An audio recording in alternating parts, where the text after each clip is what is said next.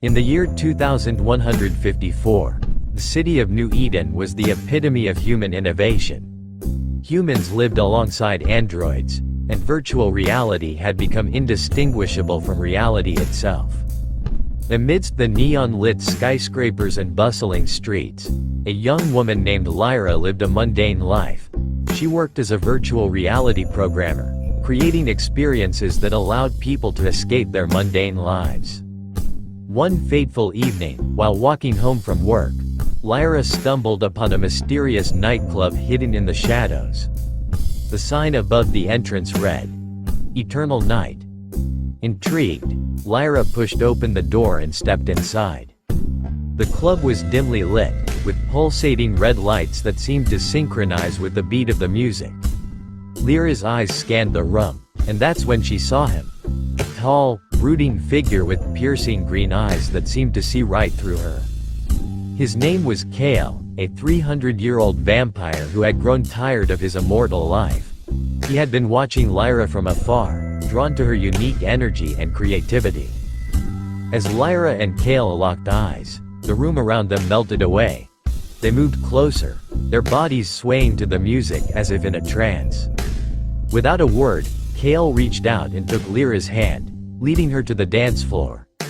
As they danced, Lyra felt an inexplicable connection to Kale, as if their souls were intertwined. The night wore on, and Lyra found herself lost in Kale's eyes. She felt his cold breath on her skin, sending shivers down her spine. As the club began to close, Kale led Lyra to the rooftop, where the city lights twinkled like stars. They stood at the edge of the roof, the wind whipping through their hair. Without a word, Kale leaned in, his fangs bared. Lyra felt a rush of fear, but it was quickly replaced by a sense of excitement and curiosity. As Kale's fangs pierced her skin, Lyra felt a surge of pleasure and a deep connection to the vampire. She knew in that moment that she was his, and he was hers. As the sun began to rise, Kale took Lyra to his underground lair, a hidden world beneath the city streets. They spent the day wrapped in each other's arms, their love growing with every passing moment. As the sun set on New Eden, Lyra and Kale emerged from the shadows, ready to face whatever the future held. They knew that their love was forbidden, but they didn't care. They were willing to risk everything for a chance at eternal happiness. As they walked hand in hand through the bustling streets, Lyra turned to Kale and smiled. "Forever?" she asked. Kale's eyes gleamed with excitement. "Forever," he replied, his voice low and husky. And as they disappeared into the crowd, their love became a beacon of hope in a world where humans and vampires coexisted in an uneasy harmony. Lyra and Kale walked hand in hand to her family's suburban home. Lyra had been nervous about introducing Kale to her family, but he had reassured her that everything would be fine. As they entered the house, Lyra's family greeted them with warm smiles. Her mother, father, and younger sister were all delighted to meet Kale, and they welcomed him into their home with open arms. However, Lyra's older brother, Julian, seemed less than enthusiastic about Kale's presence. Julian was gay, and Lyra had warned Kale that her brother could be a bit flirtatious at times. As the family sat down to dinner, Julian couldn't help but steal glances at Kale. He was intrigued by the mysterious stranger and sensed that there was more to him than met the eye. As the evening wore on, Julian found himself growing more and more brazen. He began to flirt shamelessly with Kale, trying to get a rise out of him.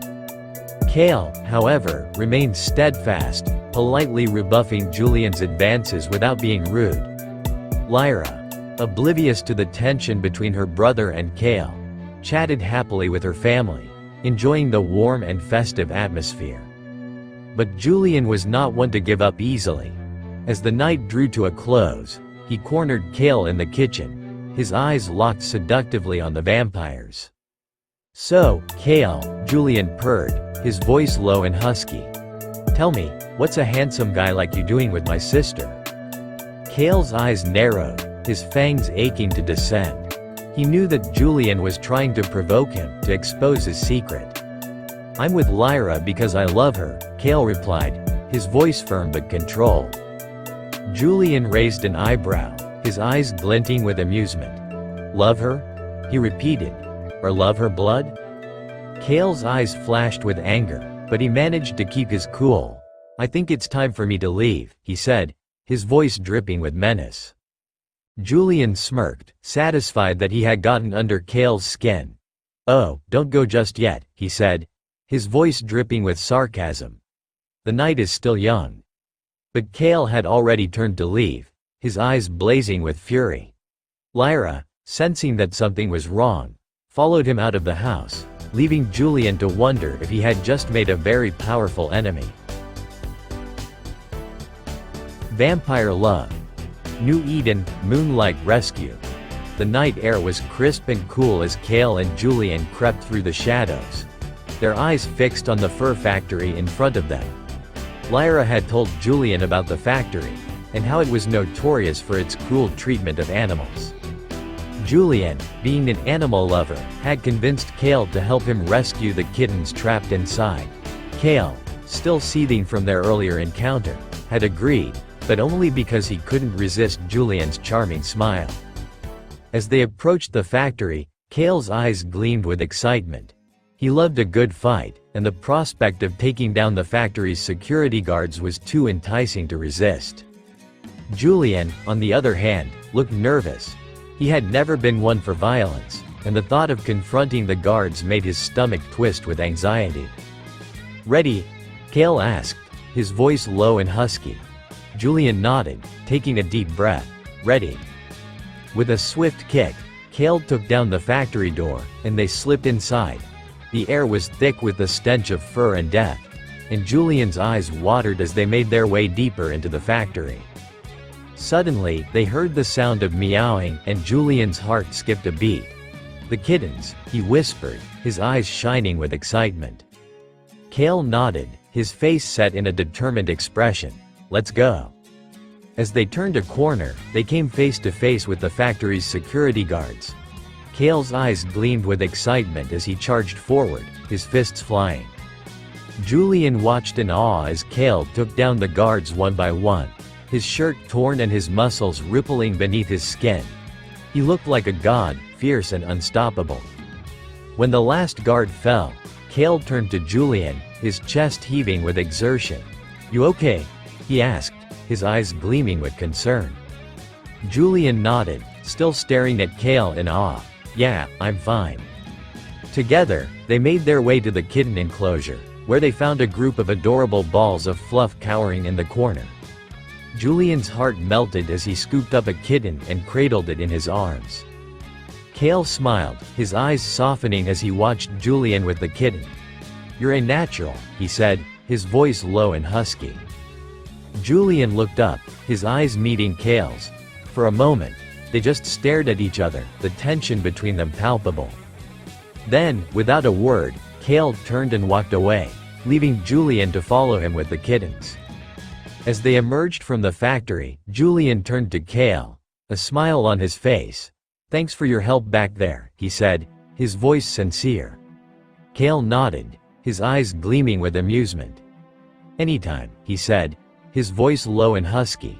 And as they walked off into the night, the kittens safe in their arms, Julian couldn't help but feel a spark of attraction towards the mysterious vampire. Little did he know, their adventure was only just beginning. As the sun set over the horizon, Kale and Lyra stood on the deck of their luxury yacht, sipping champagne and celebrating their recent rescue mission. They had decided to take a well-deserved break and go on holiday, leaving the dangers of the city behind. But their relaxation was short-lived. A sudden storm blew in, catching them off guard. The yacht was tossed about like a toy, and despite Kale's supernatural vampire strength, they were unable to keep it afloat. As the yacht sank beneath the waves, Kale and Lyra were forced to abandon ship. They clung to each other, fighting to stay alive as the storm raged on. Finally, after what seemed like an eternity, they spotted a ship on the horizon. They swam towards it, exhausted and relieved. As they boarded the ship, they were greeted by a rough-looking crew of pirates. Kale's eyes narrowed, his vampire senses on high alert. But to their surprise, the pirates were friendly and welcoming. They introduced themselves as the Maverick's Revenge, and their captain, a burly man with a thick beard, offered them food and shelter. As they sat down to eat, Lyra noticed that one of the pirates seemed familiar. He was a tall, handsome man with piercing blue eyes. "Kale, look," Lyra whispered, nudging him, "isn't that?" Kale followed her gaze, and his eyes widened in surprise. "Julian's boyfriend, Marcus," he whispered back. But what they didn't know was that Marcus was secretly the leader of the pirates, and he had a hidden agenda. He had been tracking Kale and Lyra, waiting for the perfect moment to strike. As they finished their meal, Marcus approached them, a charming smile on his face. "So, Kale and Lyra, I hear you're quite the adventurers. I have a proposition for you. Join us, and we'll make you rich beyond your wildest dreams." Kale's eyes narrowed, his vampire senses screaming warning signals. He knew that Marcus was hiding something, but he couldn't quite put his finger on it. "What's the catch?" Kale asked, his voice low and suspicious. Marcus chuckled. "No catch, my friend. Just a simple business proposition. But I must warn you, the seas can be treacherous. You'll need to be careful if you want to survive." Kale's eyes locked onto Marcus's, his gaze piercing. He knew that Marcus was hiding something, and he was determined to find out what. "I'm always careful," Kale said, his voice dripping with menace. Marcus smiled, his eyes glinting with amusement. "I'm shaking in my boots," he said, his voice dripping with sarcasm. As the night wore on, Kale and Lyra grew more and more uneasy. They knew that Marcus was hiding something, and they were determined to find out what. But as they tried to investigate, they realized that they were trapped. The pirates had taken control of their communications devices, and they were surrounded by armed guards. Kale's eyes locked onto Marcus's, his gaze blazing with fury. "You're making a big mistake," he growled. Marcus smiled, his eyes glinting with amusement. "We'll see about that," he said, his voice dripping with sarcasm. As the night wore on, Kale and Lyra were forced to play along with Marcus's game. But they were determined to escape, and they would stop at nothing to uncover the truth behind Marcus's sinister plans. As the night wore on, Kale and Lyra pretended to go along with Marcus's plan, all the while secretly plotting their escape. They knew they had to be careful, as Marcus had a reputation for being ruthless. But Kale, being the vampire that he was, had a few tricks up his sleeve. He used his supernatural abilities to gather information, sneaking around the ship and listening in on the pirates' conversations. Meanwhile, Lyra used her skills as a skilled fighter to gather allies among the pirates. She befriended a few of the crew members, who were unhappy with Marcus's leadership and willing to help them escape. As they gathered more information, Kale and Lyra discovered that Marcus was planning to use them as leverage to get to Julian, Kale's brother. Marcus had a personal vendetta against Julian, and he was willing to do whatever it took to get to him. Determined to stop Marcus and protect Julian, Kale and Lyra hatched a plan to escape. They waited until nightfall, when the pirates were least expecting it, and made their move. Kale used his supernatural strength to overpower the guards, while Lyra used her fighting skills to take down anyone who got in their way. They fought their way to the ship's deck, where they found Marcus waiting for them. "You fools," Marcus sneered. "You think you can escape me?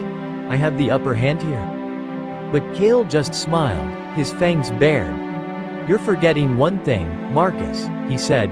"I'm a vampire, and I'm not going down without a fight." With that, Kale launched himself at Marcus, his fangs sinking deep into the pirate's neck. Lyra joined in, using her fighting skills to take down the rest of the pirates. In the end, it was just Kale and Lyra standing on the deck, victorious. They had defeated Marcus and his crew, and they had protected Julian from harm. As they stood there, catching their breath and surveying the damage, Kale turned to Lyra and smiled. "You know, I think it's time we got out of here," he said. Lyra nodded, smiling back at him. I couldn't agree more, she said. And with that, they jumped over the side of the ship and into the water, swimming away from the wreckage and towards their next adventure.